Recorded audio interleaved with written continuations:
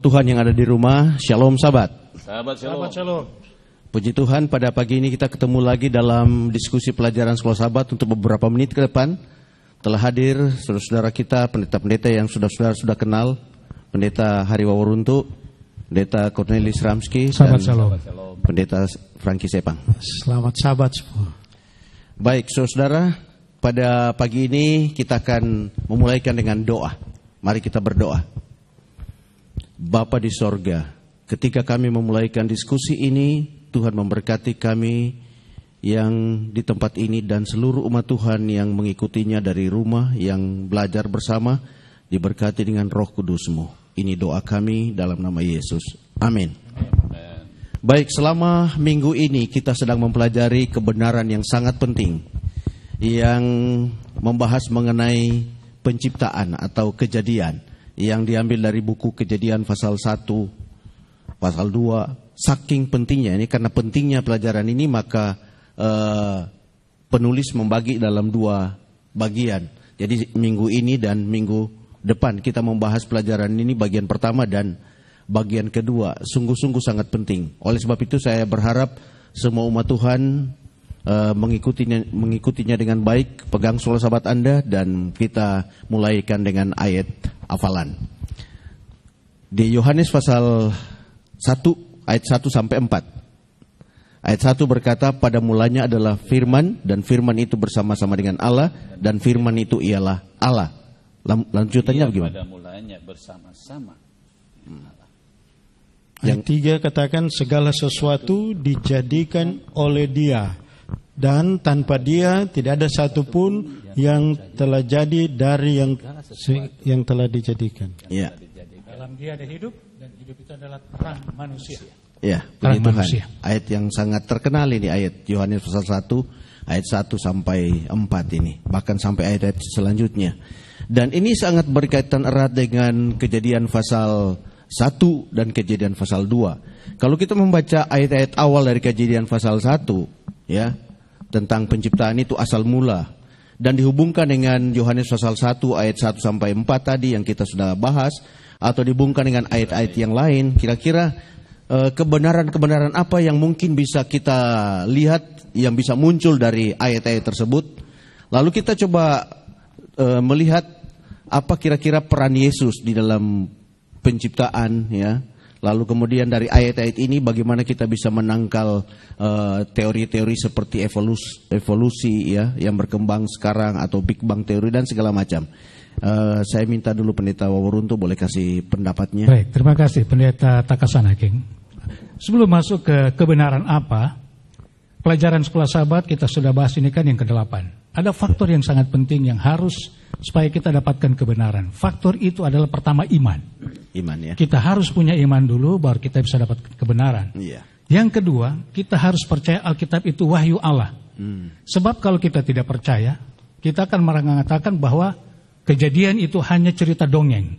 Itu hanya cerita-cerita untuk anak-anak yang tidak ada kebenarannya. Dianggap tidak benar. Jadi dianggap tidak benar. Nah, kalau kita ada 2 faktor iman dan percaya bahwa Alkitab itu wahyu Allah, maka kita akan dapat kebenaran di sana.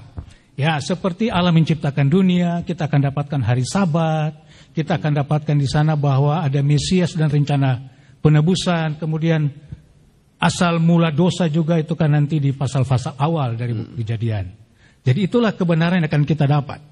Lalu yang kedua tentang Mesias, hubungan Mesias. Ya, saya mau korelasi Yesus. Saya menghubungkan dari Kejadian 1 ayat 26. Marilah kita, ada kata kita di situ. Berarti ada unsur tidak hanya satu. Ya. Berarti ada unsur oknum yang lain. Nah, kita refer di ayat hafalan tadi, Yohanes 1. Nah, di Yohanes pasal 1 itu kan disuruh bilang pada mulanya. Tapi lebih jelas ayat 10 dan 14. Yohanes 1 ayat 10 dan 14, dia sudah menuju kepada Yesus Kristus. Jadi ada kerjasama di sana. Oke. Mungkin Pendeta Ramski boleh tambah, atau Pendeta Sepang? Siapa yang mau duluan? Iya, jadi kalau dilihat dari kitab Kejadian ini, sebetulnya seperti topik dari pelajaran sekolah sahabat penciptaan, Kejadian sebagai fondasi. Jadi saya dapati memang buku Kejadian ini di pasal awal ini Ini adalah benar-benar menjadi fondasi, dasar dari pertumbuhan kita, iman kita. Doktrin kita beranjak dari sana. Ada doktrin mengenai Sabat, penciptaan, rumah tangga, dan lain sebagainya. Jadi penting untuk kita ketahui kejadian di fase-fase yang pertama, khususnya kejadian 1, 2, dan seterusnya. Jadi kalau kita lihat rata-rata doktrin-doktrin itu berdasar di situ Berdasar semua. dari awal. Benar Ya. sekali. Iya. Kalau saja Keluaran sampai Wahyu dibuang, tidak usah ada, Kejadian saja udah cukup. Sudah cukup itu. Iya. Karena kalau kita lihat Kejadian, dia mulai dari penciptaan, dia tutup di pasal 49, 50. Yang 49 khususnya dia berbicara tentang anak-anak dari Yakub, ya, dengan mereka punya karakter, menggambarkannya ada sekarang ini karakter manusia, yang gambarannya 12 Suku.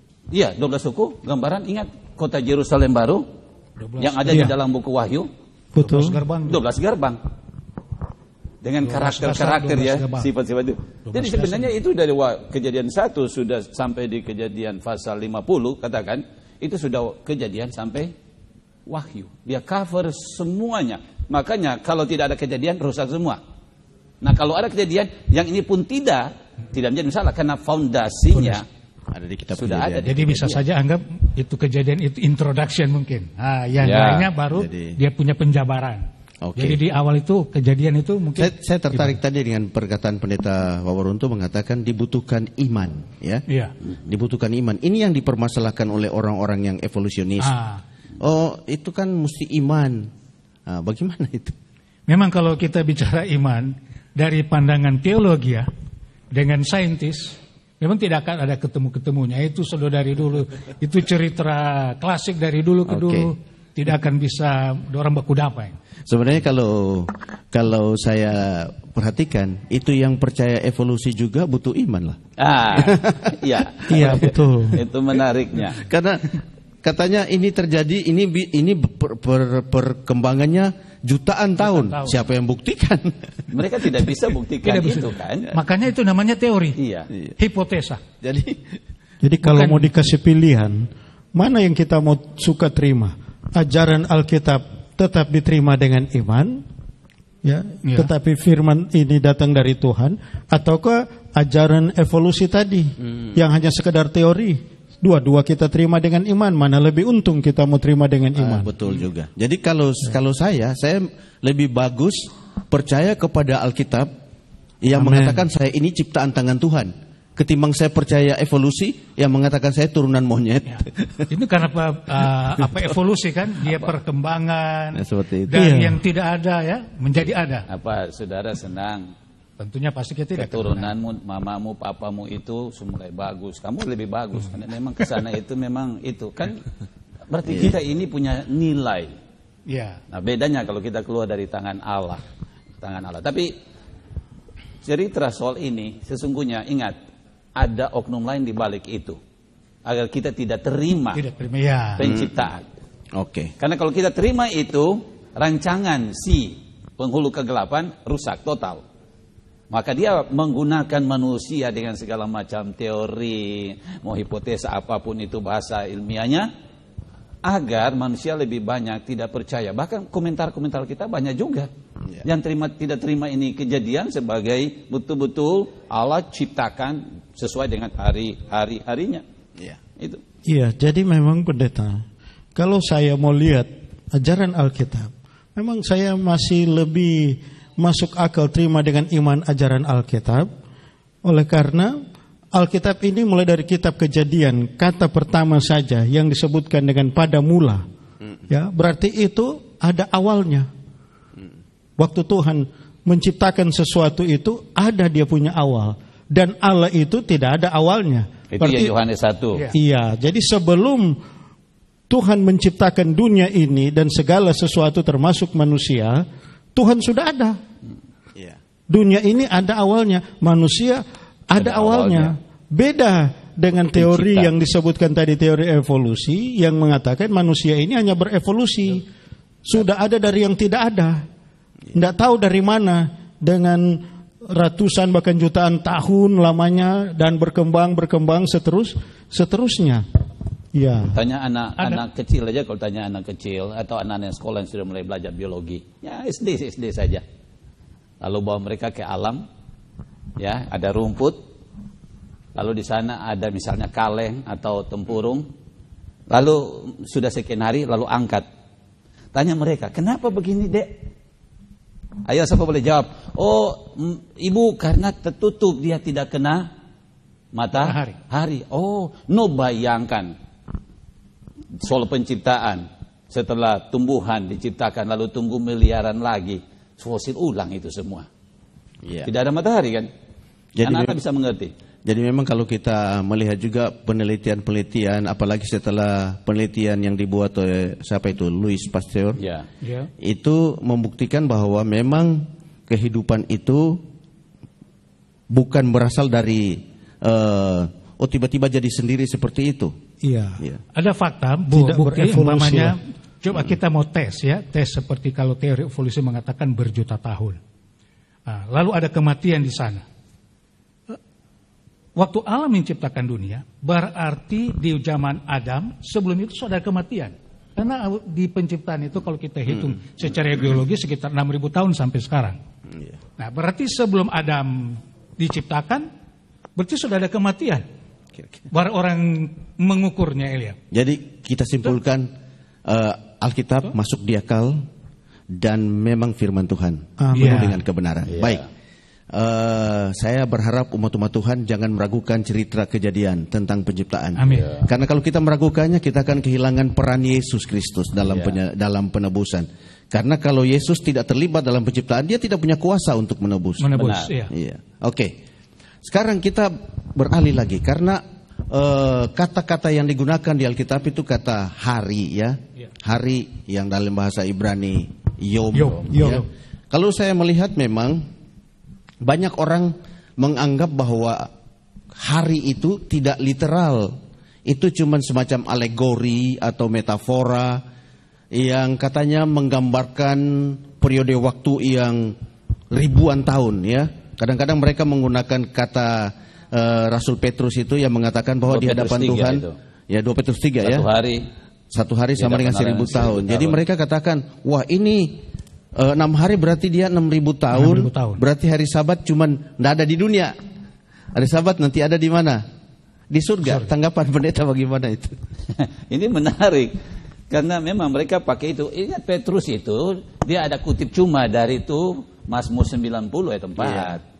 Itu bukan. Dan Petrus munculkan itu konteks. Nah, ini kita orang belajar beberapa sahabat ini kan. Angkat teks ayat, jangan lupa dia diangkat penggalan itu lingkungannya yang saat itu apa yang dibicarakan oleh Petrus. Petrus tidak berbicara tentang hitung hari ini. Enggak, dia berbicara tentang di akhir zaman nanti. Banyak pengejek, pengolok-pengolok. Oh kan, mana dari papamu sampai mamamu, nenekmu itu mana janji kedatangan Tuhan. Itu konteksnya. Oh, Petrus bilang begini, kalau bagi Tuhan gampang. Kalau itu bicara soal penciptaan, jadi 1 hari bagi Tuhan, mau 1.000 tahun, 2 juta tahun, tidak masalah karena timelessness. Tidak berhubungan dengan waktu. Allah punya kemampuan bisa dari tidak ada menjadi ada. Petrus punya penekanan tidak soal harinya itu, tetapi di akhir zaman. Bagi Tuhan segala sesuatu mungkin dia bisa buat dalam sekejap saja. Jadi kadang-kadang kita salah ambil itu 2 Petrus kita pakai. Itu ada di Mazmur juga. Jadi kalau kita melihat ini penjelasan Petrus itu bukan berarti dia menjelaskan tentang penciptaan itu. Tuhan buat itu 1.000 tahun tuh hari pertama. 1.000 tahun tuh hari kedua. Bayangkan itu. Kalau hari ketiga sampai hari ke-6 6.000. Membuat laut ya. Tuhan pakai palo-palo, orang Manado bilang. 1.000 tahun mau bikin laut.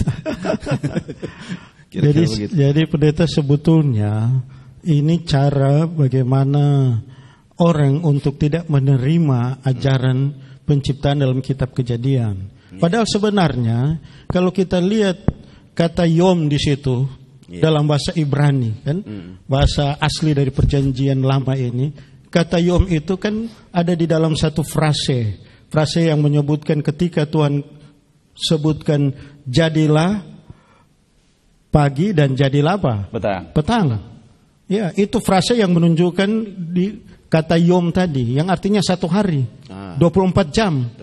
24 jam. Itulah literalnya. Iya. Ya. Memang pendeta, kalau saya lihat ada beberapa ayat di Alkitab ini menggunakan kata yom, tapi diterjemahkan bermacam-macam. Ada yang terjemahkan tahun. Saya mencatat di sini terjemahkan 2 Tawarik 21 ayat 19, yom diterjemahkan tahun. Ada juga yang terjemahkan masa atau waktu seperti di Kejadian 4 ayat 3. Tetapi di Kejadian 1 pendeta Sepang sudah tekankan tadi ada kata pagi dan petang. Berarti itu diperkuat dengan ayat pendeta. Ayatnya di dalam itu Imamat 23 ayat 32. Okay. Dari masuk petang sampai petang berikutnya. Itu, atau di dalam Nehemia 13 itu cerita tentang orang-orang yang mau datang berjualan itu pada hari Sabat. Tapi kan sudah mau hari Sabat, jadi tutup ini jangan dulu karena sudah mau masuk Sabat. Nanti setelah petang berikut baru dibuka lagi. Nah, itu tuh perhitungan. Karena perhitungan Yahudi, itu yom petang ke petang. Iya, jadi petang datang lebih dulu baru pagi. Pagi nyusul. Hari dimulai dengan hari Uruntu ya. Bukan. Hari dimulai dengan petang. Matahari pas sunset terbenam itu sudah new day. Day dalam arti bukan terang begini, maksudnya yang 24 jam itu mulai dari matahari masuk. Jadi berbeda dengan kalender internasional kan tengah malam. Kalender. Kalau kalender mulai dari tengah malam. Atau diciptakan dari dunia mana itu? Ya itulah manusia buat. Tapi yang Tuhan buat dari matahari masuk ke matahari masuk. Dan itulah orang Yahudi punya perhitungan hari. Orang Yahudi. Iya. Bagi mereka tidak ragu soal itu. Tidak masalah. Itu sudah mereka paham. Oke. Jadi kalau Kitab Kejadian mengatakan tentang hari, itu berarti yang masuk matahari sampai masuk matahari. Berarti kalau kita bicara Sabat, itu menyangkut masuk matahari pada petang hari Jumat, setelah hari Jumat sampai tutup Sabatnya masuk matahari berikutnya. Boleh saya mau kasih keterangan karena bilang Sabat. Karena ada orang bertanya kepada saya, bagaimana itu Yesus bilang pada harimu ada 12 jam. Jadi mereka sebut itu di Yohanes 11 ayat 9. Nah, di kalimat itu kalau kita katakanlah tafsiran, kita kan perlu mentafsirkan. Yesus tidak bilang 12 jam adalah. Tapi dia bilang dalam 12 jam dalam. Dia tidak bilang is. Tapi kalau bahasa Inggris dia bilang in. Jadi di 12 jam itu ada di dalam 24 jam. Dalam satu hari. Dia tidak bilang 12 jam itu adalah satu hari. Jadi dia bilang di dalam in. Dia tidak bilang is. Nah, itu yang harus diperhatikan. Oke. Jadi mungkin supaya jelas ini umat Tuhan. Kenapa sampai dipersoalkan ini? Karena kuncinya ada di pasal 2 itu ayat 1 sampai 3. Iya. Karena memang dari awalnya mereka mau tolak Sabat, maka mereka membuat berbagai teori itu. Padahal Allah cuma berbicara petang pagi 1, petang pagi kedua, dan dia secara sequence berturut-turut berurutan dan sekian kali 5 kali dari ayat 5 dan seterusnya sampai ayat yang ke-31. Sekarang kita tiba kepada yang Sabat. Itu dibahas mengenai Sabat ini. Kita perluas lagi, mungkin Pendeta Sepang boleh memberikan penjelasan kepada seluruh umat Tuhan ini, apa sih pentingnya itu Sabat? Apa keistimewaan Sabat itu? Nah, kenapa Tuhan memberikan itu kepada kita? Apa kaitannya dengan penciptaan ini, Sabat? Iya, jadi masih dalam kitab Kejadian ini kan? Iya. Sesudah Tuhan menciptakan, Kejadian pasal 2 mulai ayat 1 sampai 3 yang Pendeta Ramski sebutkan tadi. Jadi hari yang ke-6 dia jadikan manusia. Iya. Besoknya adalah hari yang ke-7, hari Sabat. Tuhan sendiri yang mensahkan hari itu. Kalau saudara pelajari dalam Kejadian pasal 2 itu ayat 1 terus sampai 3. Jadi Tuhan sendiri yang mensahkan hari itu, bukan orang lain. Tuhan sendiri yang mensahkan bahwa itu harus dijadikan hari penyembahan kepada Allah sebagai pencipta. Dan ada keistimewaan yang kita lihat di situ. Sesudah dia menyelesaikan 6 hari, besoknya hari ke-7 itu dia berhenti. Ini keistimewaan yang pertama. Tapi bukan berarti capek kan? Iya, bukan. Dia berhenti daripada pekerjaan penciptaan. Sudah selesai. Iya, lalu kemudian seterusnya dia berkati hari itu. Lalu dia kuduskan. Ini 3 hal yang saya pelajari dari kitab Kejadian khusus mengenai Sabat. Dari semua penciptaan hanya ada Tuhan berikan di hari yang ke-7. Jadi memang sungguh luar biasa Sabat itu, saudara. Hari ke-7 itu. Ya, hari Tuhan ke-7. berhenti, dia memberkati dan dia yang kuduskan. Dia menguduskannya. Ya. Nah, memang sering ada salah pengertian di situ. Orang katakan kita kuduskan Sabat, bukan kita yang kuduskan Sabat. Yang bikin Sabat itu kudus bukan kita, saudara. Karena memang Sabat sudah Iya, kudus. Allah yang berikan Sabat itu kudus. Kita ini tinggal bagaimana menjaga kekudusan Sabat. Jadi sebetulnya ketika kita mau menyembah Tuhan di hari yang ke-7 hari Sabat, marilah kita menyembah Dia sadar bahwa ini hari adalah hari yang kudus. Tuhan yang kuduskan, bukan kita yang kuduskan. Bagaimana kita orang berdosa mengkuduskan? Diri kita saja Tuhan yang kuduskan. Iya kan? Jadi tugas kita sebetulnya di hari Sabat dalam penyembahan kepada Tuhan adalah kita harus menjaga baik sikap kita, perkataan, perbuatan kita. Kita harus jaga baik-baik karena hari ini adalah hari yang kudus. Oke. Jadi sekarang kita melihat ya, banyak yang dibahas memang kalau kita mau bicara mengenai hari luas Sabat. sekali. Luas. Pada waktu Tuhan menciptakan itu, selain Dia menciptakan hari Sabat pada hari ke-7, maka pada hari sebelumnya itu ada peristiwa yang sangat istimewa juga, ketika Tuhan menciptakan pernikahan, ya. Iya. Tuhan melembagakan pernikahan. Kira-kira bagaimana kebenaran tentang pernikahan yang Tuhan tanamkan melalui kitab Kejadian ini, Pendeta Waworuntuh? Saya pikir prinsip pernikahan di dalam buku Kejadian ini, Kejadian mulai kan dari pasal 1 ayat 26 kalau mulai. Kan tadi saya sudah sentil itu kerjasama Allah dengan Yesus yang Mesias menciptakan manusia menurut. Jadi manusia diciptakan ini menurut, pertama manusia itu diciptakan menurut rupa Allah. Itu prinsip yang pertama untuk pernikahan. Kita diciptakan mempunyai moral, hanya manusia dibandingkan dengan ciptaan-ciptaan yang lain. Nah, itu tuh istimewa. Kita mempunyai moral atau akhlak. Kemudian dalam pernikahan Adam sendiri, tapi Allah melihat tidak baik kalau dia sendiri. Makanya dia berikan penolong atau pendamping yang lain. Diambil dari siapa? Dari rusuk Adam itu sendiri. Jadi ini pernikahan ini adalah satu kesatuan. Yang lebih jelas di dalam ayatnya yang, kalau saya tidak salah di dalam Kejadian pasal 2, bahwa ayat 24, laki-laki akan meninggalkan ayah dan ibunya dan bersatu dengan istri atau perempuan. Tidak laki-laki bersatu dengan pria. Jadi prinsipnya bukan laki-laki bersatu dengan pria. Zaman sekarang ini zaman edan.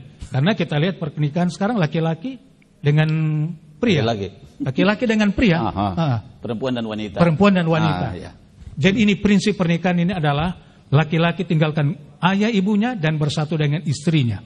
Yaitu perempuan, kalau di sini Adam kepada Hawa. Nah, itu tuh prinsip pernikahan. Ya, beberapa tambahan mungkin dari Pendeta Ramski. Yang menarik kan katanya di pasal 1 ayat 31 Allah melihat semuanya sungguh amat baik.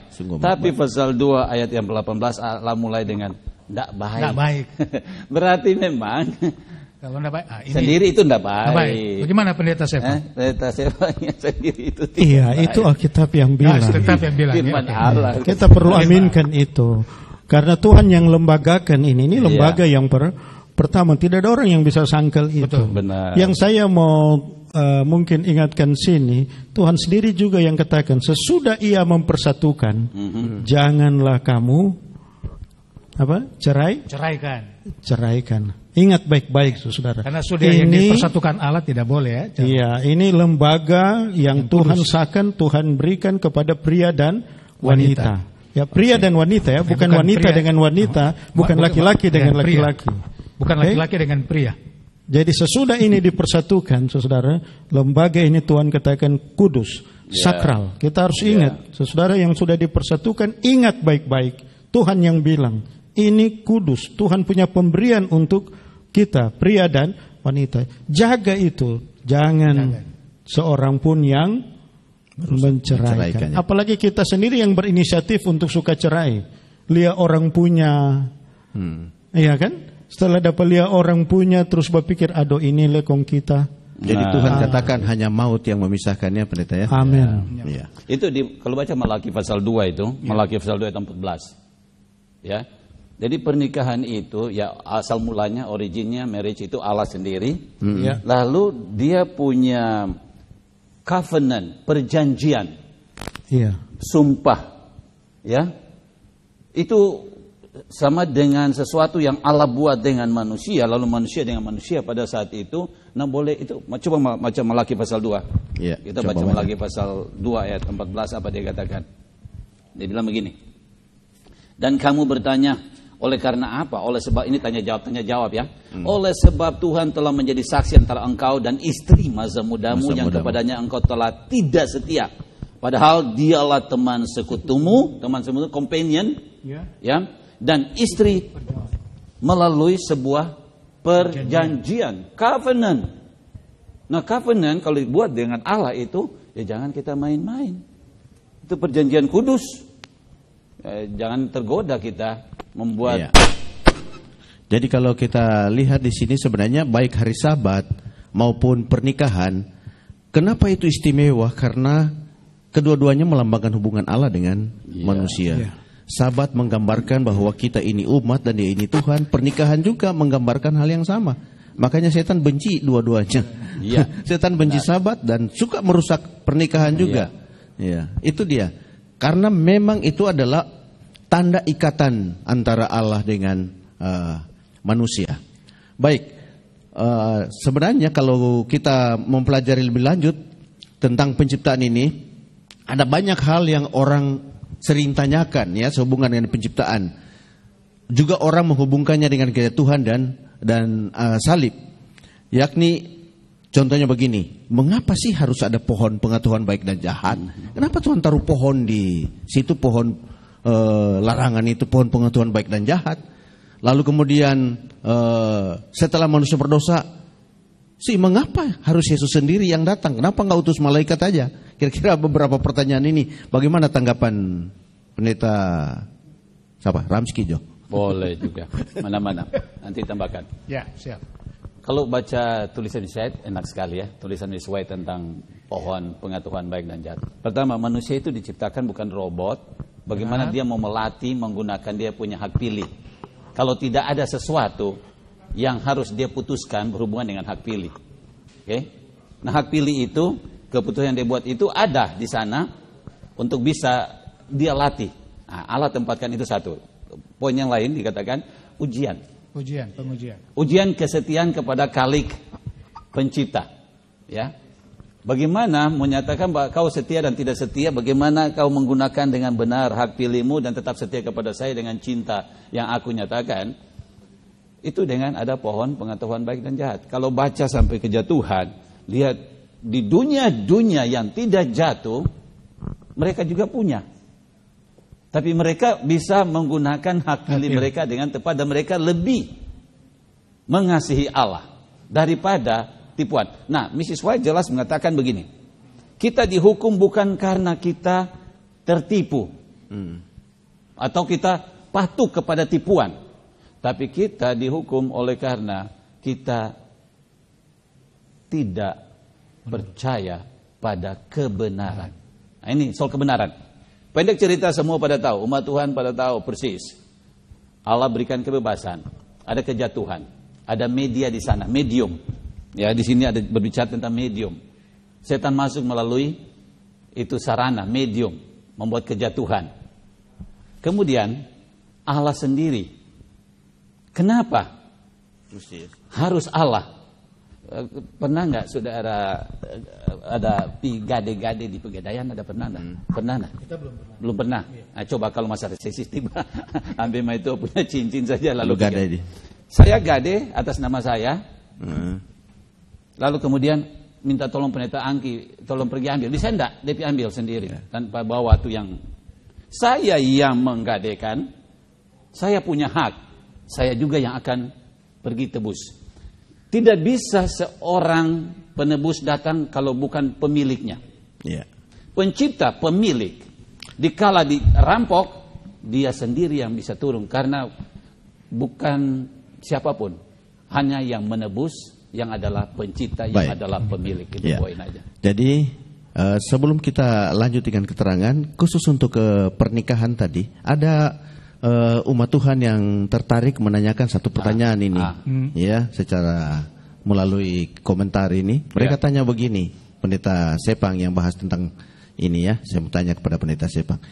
Dia katakan kalau ada seorang yang sudah menikah di gereja yang lain, kemudian dia menjadi anggota gereja Advent, kemudian ya, lalu suaminya tidak mau ikut, apa harus diceraikan? Itu pertanyaannya. Bagaimana Pendeta itu? Iya, kalau mengikuti aturan dan ajaran daripada Yesus, apa yang sudah dipersatukan jangan kamu ceraikan. Ya, kalau memang benar-benar dia sudah dipersatukan, ya, dia dipersatukan dalam iman kepada Tuhan, dia percaya, dia yakin bahwa Allah yang persatukan mereka berdua. Lalu sekarang sesudah itu dia terima pekabaran yang baru, ya kan?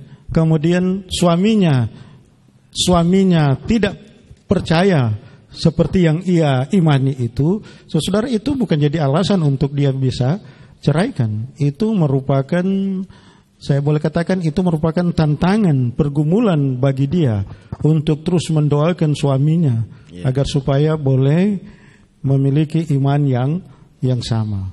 Nah, kalau nasihat Rasul Paulus mungkin Pendeta Ramski punya ya. Jadi istri jangan pisahkan. Kalau itu datang di posisi istri, engkau menguduskan suami dengan imanmu, engkau bisa selamatkan dia. Ya, suami kuduskan istri yang tidak seiman, istri bisa mengkuduskan suami yang tidak seiman. Makanya dengan kesetiaanmu dan pengaruhmu, ya, dengan kuasa Roh Kudus, ya, cara hidup dia. Ada banyak pengalaman teman-teman kita juga, puluhan tahun itu pasangan, puluhan tahun sampai tua. Karena kesetiaan salah satu pasangan mengkuduskan, akhirnya juga bisa. Jadi tidak boleh dia menjaga itu perjanjian kudus. Covenant of marriage itu kudus. Baik. Saya mau terus. Jadi ini kembali kepada penebusan ini, penciptaan, kejatuhan dan salib. Kita kembali, kalau saya berdasarkan buku Kejadian, jadi pasal-pasal awal. Kenapa Yesus? Karena Yesus ini kan salah satu oknum, tadi sudah dijelaskan, dia juga oknum yang menciptakan dunia. Nah, berdasarkan Kejadian 3 ayat 15, aku akan mengadakan permusuhan. Dan akan, di situ ada keturunan. Nah, di situ ada keturunan. Disitulah datanglah Yesus Kristus. Dia punya, kalau bahasa pengejawantahan, dia punya kata-kata itu. Jadi nanti diwujud nyatakan ketika Yesus datang ke dunia, ya, yang kita tahu kalau perhitungan kalender ya 2000 tahun yang sekitar 2000 tahun yang lampau lah. Jadi itulah rencana keselamatan yang diwujud nyatakan. Kenapa bukan malaikat? Karena malaikat itu ciptaan. Ya gitu. Jadi kalau kita melihat Alkitab ini sebenarnya dua pasal pertama, ya, Pendeta Ramski pernah jelaskan lalu, berisi tentang keadaan penciptaan dan dunia yang belum berdosa. Lalu kemudian dua pasal terakhir kita Wahyu juga hal yang sama. Lalu sisanya kebanyakan ini adalah pertentangan besar yang terjadi antara setan melawan Allah. Bagaimana Allah berusaha menyelamatkan manusia, mengembalikan kepada rencana awalnya, ya. Kira-kira begitu. Itulah inti dari Alkitab. Baik, saudara, kita akan mengakhiri dalam beberapa saat ini. Pendeta Sepang, mungkin ada yang dapat disampaikan untuk menjadi himbauan kepada umat tentang pelajaran Sabat ini. Iya, marilah saudara-saudara umat Tuhan di mana Anda berada. Ya, memang Alkitab ini kita dihadapkan dengan banyak tantangan. Tetapi marilah kita terima ajaran penciptaan dalam kitab Kejadian ini dengan iman kepada Tuhan. Amin. Pendeta Ramski. Yesus tidak ada nama lain di bawah kolong langit, karena dia pencipta. Dia ada dalam Efesus, dia juga diberikan otoritas untuk menyelesaikan sampai di penebusan.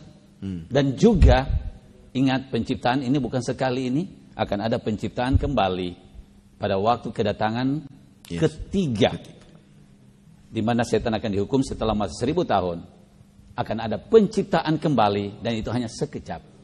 Itulah Allah kita yang punya kuasa menciptakan. Oke, kita urun tuh. Saya dikutip dari kitab Wahyu.